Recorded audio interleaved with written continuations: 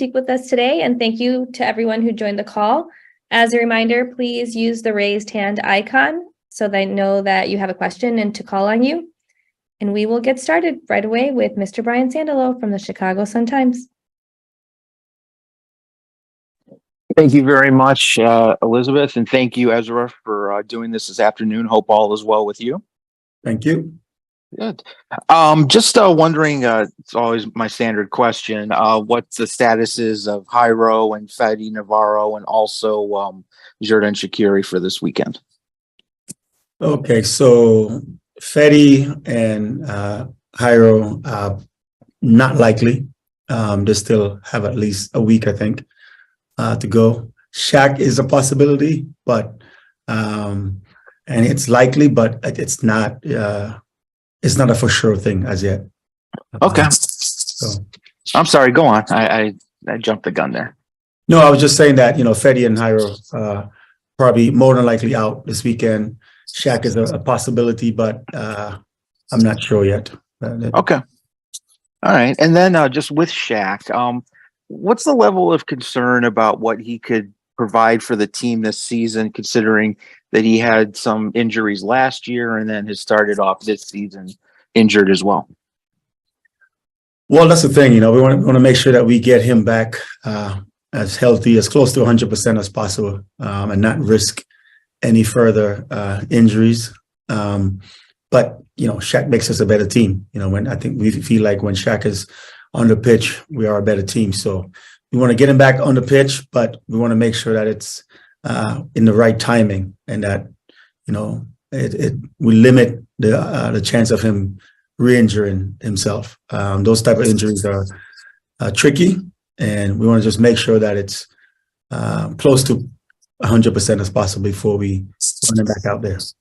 Okay, and then I'll ask this and I'll move on. Is there concern though about his durability and that you will be able to depend on him to be on the field for most of this season? No, not at all. I think if we do the right things, he's not 22, so these things are going to happen. But I think that he's shown that he could, when properly fit, he can really deliver and really make a difference for us. So, and that's our concern right now, that we make sure that we get him close to 100% as possible, so that he can do, what we all know he's capable of doing, what we've all seen him do last year. So we've been very, very, very cautious and very, very patient with that. Thank you. Next, we'll go to Alex Calabrese, Men in Red 97. Hey, Ezra, I hope you're doing well today. I just wanted to ask about Yurios Koutsias arriving today or this week, getting into practice. What have been your first impressions of him in Chicago, and is he going to be available for this weekend? Yes, he came in a couple of days ago. He's trained with us. I'm looking forward to him, seeing him this weekend. He is available for selection, and more than likely he will be featured this weekend. He's a very good player. He has a nose for the goal, and he's just a very good. His hold-up play, his movement off the ball, everything that we saw while scouting him, we've seen in training this week. So we're very happy that he's here. It just adds another element of our attack, something that we know we need to get better at. So we're very, very, very happy that he's here and he's ready to go. He's healthy and ready to go. And just as a follow-up, there's now 3 senior level strikers on the roster, Kai and Casper, who have been playing, Koutsias, and then Misa and Bezerra, who have also been with the team, and you've been linked with a DP striker. With all those strikers on the roster, how would you describe that position in the competition right now for just one spot on the field? Well, as of right now, we only have 4 because there's no DP striker here right now. Bezerra is injured, so it's just Casper, Kai, Kutsi, and Misa. But only one good player at a time. There'd be some games where we feature 2 forwards, but as of now, it's all about competition. It's all about who's playing the best in games and in training that sees the playing time, because obviously we can't play all 4. So it's what we want. We want competition. We don't think it's too much competition, especially at that position for us. So it's very clear to everyone that whoever is in the best form, best shape, playing the best, producing most will be featured. So that's where we're at with that. Thank you. Thank you. Next, we will go with Joe Chats from On Tap Sports. Hi, Ezra. Thanks, E. Hope everyone's doing well. I'm curious, Casper made his 100th MLS start over the weekend, and I'm curious, Ezra, how you've seen or what you've seen out of him that makes it so he has been such a longtime player in this league, and the difference between him last year and him being healthy this year. Well, I think this year he's healthier. The back injury is gone. He was able to have surgery in the off season. We feel like his hold up play has been better this year. We're still not getting the goals that we expect from that position from him. So that's something that we have to continue to work on with him because if he can score, it makes us that much better of a team, that much harder of a team to beat. We have only lost one game so far that in Philly, being a man down. So we're not losing games, but there have been a couple games at home, especially where we feel like, we should have won, that we've tied. And so, and in one of those games, we did score 3 goals. He did score a goal. So that mainly wasn't from lack of scoring. That was just from not concentrating for 90 minutes. That's just not focusing late in game. But in the DC game, what we told them this week is, listen, guys, at home, if as a team who can hold a team, keep a clean sheet, then we have to somehow, some way find 1 goal. All right. Because there were too many times last year, we ended game 0-0 and where just 1 goal would have changed our playoff positioning, stuff like that. So, Casper, he's much healthier now. And, the last piece of it now is for us to get him, producing more as far as putting the ball in the back of the net. And that's something that we're going to continue to work on with not just Casper, but all of our forwards, because it can make a difference between playing in late October, early November or not. And like I said, these last two home games, we really, really felt like we've left 4 points on the board.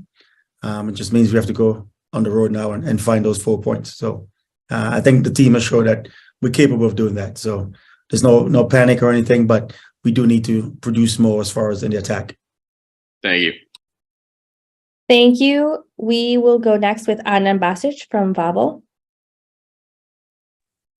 Hello, both of you. Hope both of you are doing well. There's only been about 8,000 fans in the crowd these last 2 games at Soldier Field. Has that had any effect on you and the team? No, because, we don't even realize it's just 8,000 people because our fans are very loud. You can hear them clear. They're cheering the whole time. So the fans have been very, very good. So we don't even realize that, there's not 10,000 people in the stands because of how energetic our crowd is and our fan base, our supporters. So we're happy for that. There's been some bad weather in all 3 games. We're hearing that it's supposed to be better this weekend as far as the weather. So we expect more fans to come out this weekend. But at the end of the day, we have to give them reason to come and to keep coming, win games and they'll come is how I see it.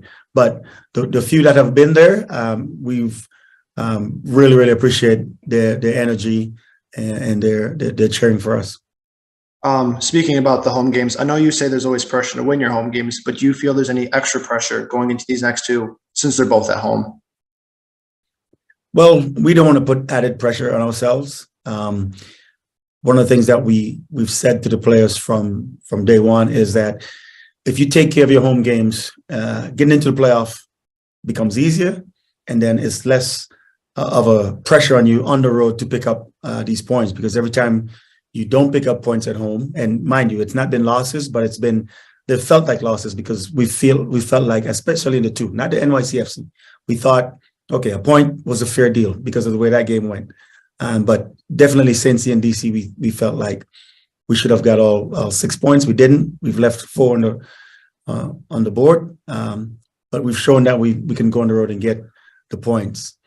But the thought about winning home games is that when you do that, one, your path to the playoff becomes much, much easier, and two, you don't have to go on the road fighting for these extra points that you drop in at home. And also, what we say to them is, guys, 3 points in April is just as good as 3 points in late September, early October. So if we put ourselves in position to get all three, like we did in the last 2 home games, why not do it? Why not do it? The miss by Kai late in the game, 9 out of 10 times he's going to score that, and that's 3 points for us. So we're happy, but we're just not satisfied right now with our play at home. Thank you. We'll go 2 more questions. First, Larry Hawley from WGN, and then we'll end with Brian Sandalo. Larry? Hi, Ezra. I hope you're doing well. I wanted to ask you about what you've seen out of Mauricio in the 2 years, about the year and a half here you've worked with him. What stood out to you about his game, his work ethic, or other things you've just seen either in training or in games? Well, he's a homegrown player that really, bleeds fire. Starting the last year when Fetty was injured, he was starting. Him and Gaston in the middle was a very good combination. Fetty came in and started, but he never gave up. He kept plugging away. He works hard in training, and he's always going to get onto the pitch. He's someone that he's probably going to play every game, because of our situation. So I'm just happy for him that he stayed focused and he didn't get discouraged when he didn't get enough playing time, or he didn't get playing time at all. He just kept working hard, and that has kept him, in our as one of our players that we look at when we say, okay, who do we need on the pitch? What type of players we want on this team? He's one of those guys. He brings it at training, and when called upon in games, he's been very, very good for us. So we're very happy with him. That's it. Thank you very much. Thank you. Brian, last one. Thank you. Just wondering if there's about Wyatt Omsberg, obviously coming back from the injury after having a very strong start to the season last year before getting hurt. What's the plan and outlook to get him some playing time? And what has the message been to him as he's still waiting his turn right now? Yeah, Wyatt is another one similar to Mauricio. He came in at the beginning of last year when Carlos was injured and played well. And even when Carlos came back, we kept him on the pitch because he was playing so well. But then he had the injury. Carlos came in, and Carlos was playing well. And what we told all of the players coming into preseason this year was, it's going to be an open competition for these positions. We're trying to make the team stronger. We felt like we were stronger, and we just felt at the start of this season that Carlos was the best fit with Rafa. Carlos brings an element of, his pace and stuff like that really complements Shields very, very well back there. But I've spoken to Wyatt, and I've told him, listen, you're going to get games. The month of May is going to be very congested. It's going to be a lot of 3 and 8s, 3 and 7 that we're going to need him. So just make sure that he continues to stay sharp. He's played in one of the second team games now to help keep that fitness, that game form. So he's willing to, step on the pitch whenever called upon and do the job. And we're very, we're very optimistic about what he does and what he brings to the team when he does step on the pitch. So he's another one, but, players need games. Players need games. And so we will get him on the pitch in a timely manner.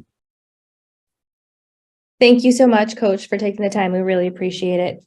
Everyone, thank you for sticking with us. We'll Thanks, be right guys. back with Mauricio Pineda.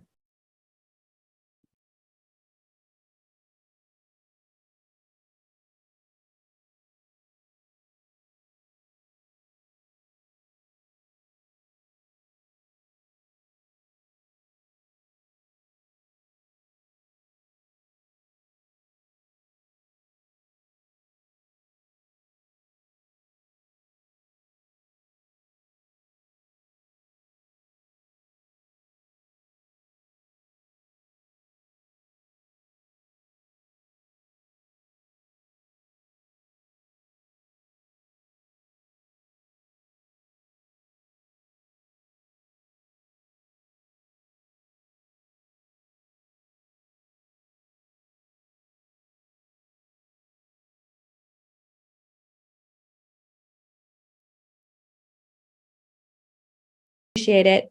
And thank you to everyone on the call. Please make sure to use the raised hand icon so I know that you have a question and I know to call on you. And we will get started with Larry Hawley from WGN. Hey, Mauricio, thanks for taking some time today. Ezra was just talking a little about the way that you continue to compete and plug along to get playing time. I'm curious, what's your mindset now as you head into your third year? And even maybe if you're not starting, how do you keep yourself engaged as you get ready to take the pitch here during the season? Yeah, it's difficult for every player. I think ideally all 25 of us would love to be on the starting 11 every week, but I think the games have shown that there is so much importance in finishing off a game strong. So if you are on the bench, I think what you really have to be ready for is to finish off the game and be able to help the team in that way, in the best way possible. And I think that's something I've been prepared for a lot this year. It is sometimes unfortunate for every player not to be on the starting 11, but I think it is more important to build a team that's all together and at the end of the day has one job in common and wants to work towards that goal of winning a game. And I think it takes more than just the starting 11 that's on the field to begin with, and everyone on the bench has to be ready to finish off the game strong. And I think we've all done a good job of that this year. Another thing Ezra mentioned was the fact that you do have so much pride in playing for your hometown team. And what can you describe what it would mean to you and what it means to you to build this franchise up to where you're hoping to get back toward the top of MLS? Yeah, I think since the start, it's been an honor to be a part of this club. I think ever since I started, I think the main goal has been to bring the club back to where it belongs. And yeah, it's exciting. It's exciting to start the year off and see that we're playing well, that we're getting along as a group, we're working for each other. And yeah, for me, it's an honor to play for this club, for my city. It means a lot every time I step on the field. So I think it just gives me that much more motivation to work for the team and help the team in any way that I can and take the team back to, like you said, where it belongs. If I can get one more real quick question, I guess in your time here in MLS, what are the ways maybe you feel like you've changed or adapted to the play since you made your debut a couple of years ago? I think just obviously coming into the league, it's difficult to get used to the rhythm of the league, the tempo, the speed of the league, and playing multiple positions at the time was difficult. So I think just learning from the older guys, adjusting to the style of play, and being ready to come onto the field at any moment too, and not only starting games, whether that's at center back or center mid. And I think that's something that I've been able to grow in as a player. So I'm grateful for the coaches, for the players that have been able to help me through that. Thank you very much for your time. Appreciate it. Thank you. Thank you. Next, we will go to Brian Sanilo from the Chicago Sun-Times. Sure. Thank you again, Ian. Thank you, Mauricio, for making some time for us this afternoon.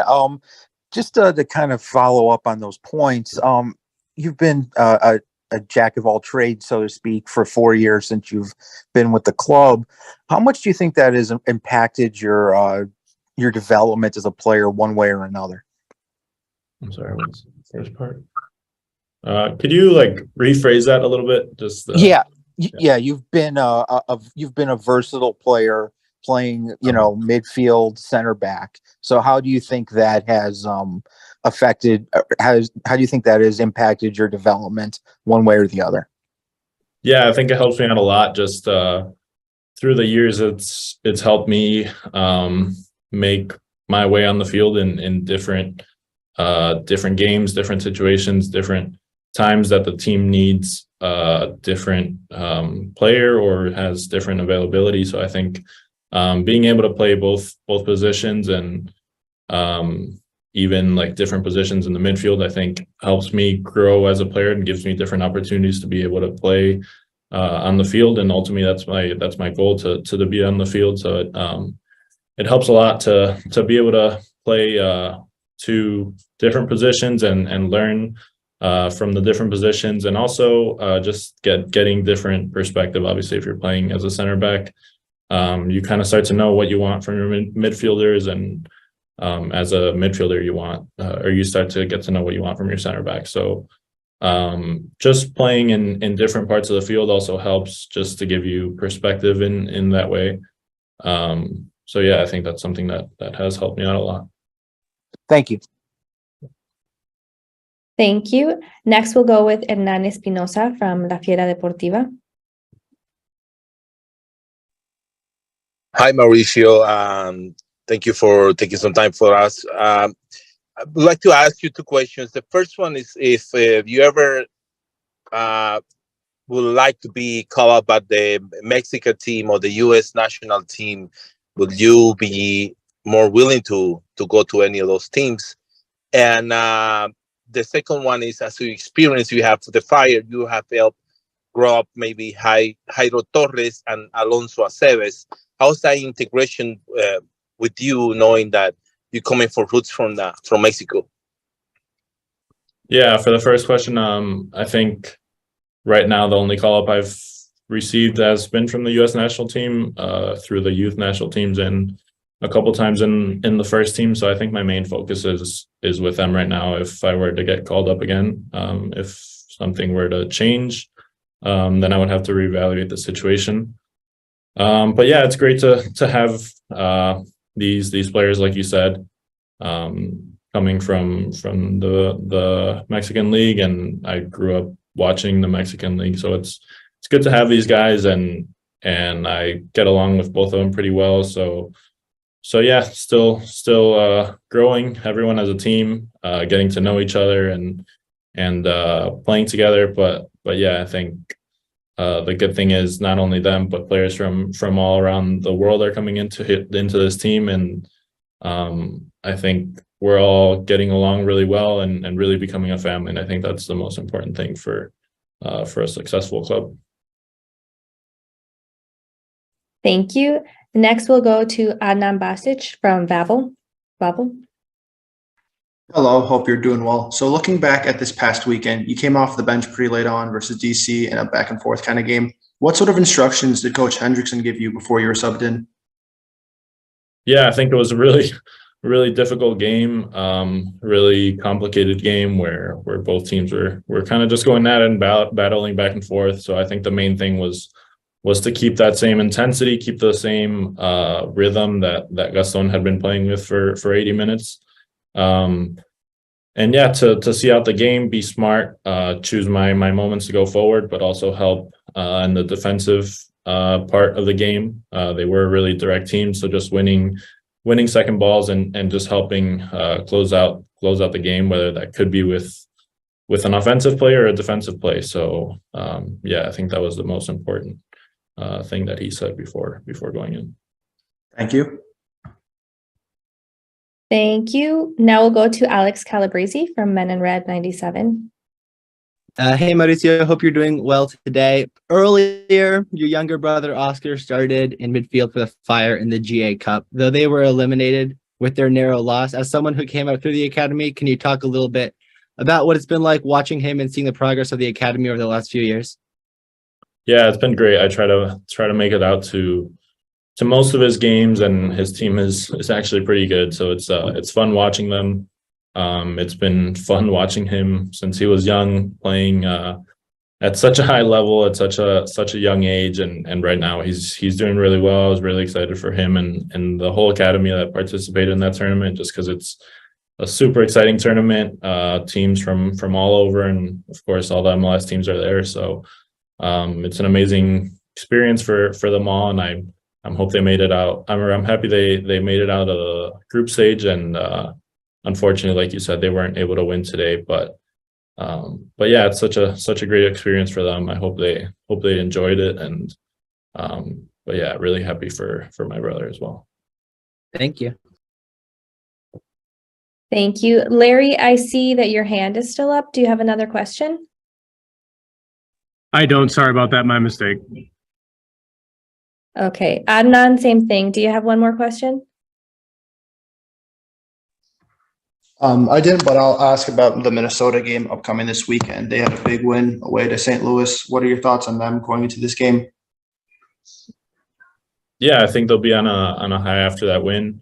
But I think the main focus has always been on us and how we prepare for the game. Obviously, we expect a really difficult game. But I think the most important thing is to prepare on our game. I think we've been playing really well, performing pretty well throughout. The 90 minutes have become more consistent this year. So just continuing to do that and continue to work for each other. I think that's the minimum expectation from us this year now. I think working for each other always gives us a chance, gives us a chance to win the game, keeps us in the game. So hopefully we'll continue with that, and then hopefully in the key moments of the game, we'll be able to finish off games and hopefully come out with 3 points this weekend. Thanks again. Thank you, Mauricio. We really appreciate your time today, and thank you everyone for joining us. We'll see you all Saturday. Thank you, guys.